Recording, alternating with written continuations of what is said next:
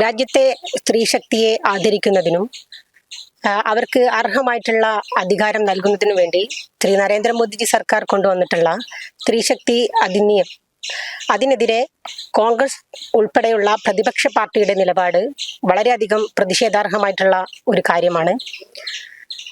ലോകസഭയിലും നിയമസഭയിലും 33% സ്ത്രീകൾക്ക് സംവരണം ഉറപ്പാക്കുന്ന ഈ ഒരു ബില്ല് അത് എതിർക്കുന്നതിലൂടെ, അതിനെതിരെ വോട്ട് ചെയ്തതിലൂടെ നമുക്ക് മനസ്സിലാക്കാൻ സാധിക്കുന്നത് സ്ത്രീ വിരുദ്ധതയാണ്.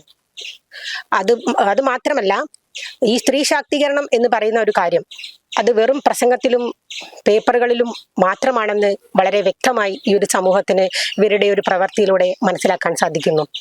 പ്രതിപക്ഷത്തിന്റെ വിജയം എന്ന് കൊട്ടിഘോഷിക്കുന്നവരോട് ഈ ഒരു പദ്ധതി, ഈ ഒരു ബില്ല്, ഇത് നരേന്ദ്രമോദി സർക്കാരിന്റെയോ BJPയുടെയോ പരാജയമല്ല, മറിച്ച് രാജ്യത്തെ കോടാനുകോടി വരുന്ന സ്ത്രീ സമൂഹത്തോടുള്ള വലിയൊരു അവഗണനയാണ് കോൺഗ്രസ് അടക്കമുള്ള പ്രതിപക്ഷ പാർട്ടി ഇവിടെ കാണിച്ചിരിക്കുന്നത്. ഇതിനെതിരെ ജനാധിപത്യമായിട്ടുള്ള രീതിയിൽ തന്നെ സ്ത്രീ സമൂഹം മറുപടി നൽകും എന്ന് ഞാൻ ഉറച്ചു വിശ്വസിക്കുന്നു.